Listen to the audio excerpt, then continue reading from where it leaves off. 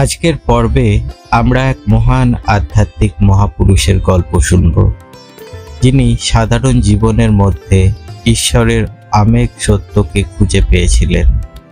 আজ আমরা রামকৃষ্ণ পরমহংসের মা ও জলপাত্র গল্পটি জানব, যার মাধ্যমে তিনি ঈশ্বরের প্রকৃত পরিচয় এবং আত্মজ্ঞানকে সাধারণ ভাষায় প্রকাশ করেছেন। এই গল্পের মধ্যে লুকিয়ে রয়েছে এক গভীর আধ্যাত্মিক শিক্ষা, যা আমাদের দৈনন্দিন জীবনের প্রতিটি মুহূর্তে অনুসরণ করার মতো।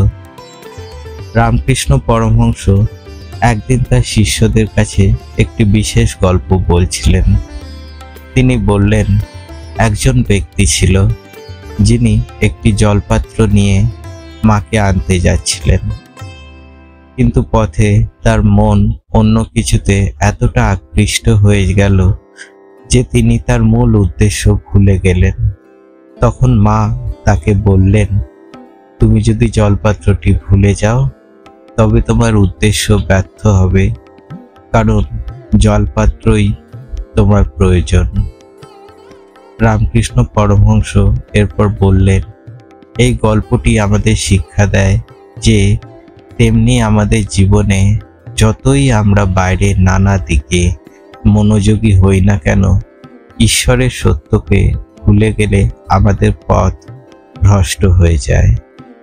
যেমন জলপাত্রটি মানুষের প্রয়োজন, তেমনি ঈশ্বরের সত্য আমাদের জীবনযাত্রার মূল এবং অমূল্য উদ্দেশ্য। রামকৃষ্ণ পরমহংসের এই গল্পটি প্রমাণ করে যে ঈশ্বর এবং সত্য কখনো আমাদের কাছে দূরে থাকে না। ঈশ্বরের সান্নিধ্য এবং তার সত্য আমাদের প্রতিদিনের জীবনেরই বিরাজমান থাকে। এটি আমাদের শেখায় যে আমরা যতই আমাদের দুনিয়াবি কাজকর্মে ব্যস্ত থাকি না কেন, ঈশ্বরের স্মরণে আমাদের মন এবং হৃদয় স্থির রাখতে হবে। এই গল্পটি আমাদের শেখায় যে ঈশ্বরের সান্নিধ্য শুধু পবিত্র মন্দির বা বিশেষ স্থানেই সীমাবদ্ধ নয়, বরং আমাদের প্রতিটি মুহূর্তের মধ্যে রয়েছে।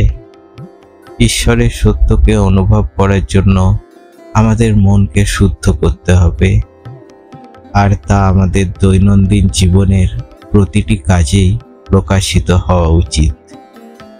রামকৃষ্ণ পরমহংস আমাদের স্মরণ করিয়ে দেন, যেমন আমরা জলপাত্রের প্রয়োজনীয়তা অনুভব করি, তেমনি ঈশ্বরের সত্যের প্রয়োজনীয়তাও আমাদের প্রতিটি মুহূর্তে অনুভব করা উচিত।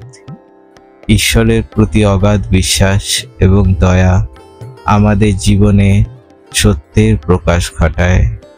এই গল্পের মাধ্যমে আমরা আজ রামকৃষ্ণ পরমহংসের দর্শন এবং ঈশ্বরের সত্যের প্রতি তার অটুট বিশ্বাস সম্পর্কে জানলাম। পরবর্তী পর্বে আরও একটি আধ্যাত্মিক গল্প শুনব, যা আমাদের আধ্যাত্মিক জ্ঞানকে আরও গভীর করবে। তাই আমাদের চ্যানেলটি সাবস্ক্রাইব করুন, ভিডিওটি লাইক করুন এবং আপনার মতামত শেয়ার করতে ভুলবেন না।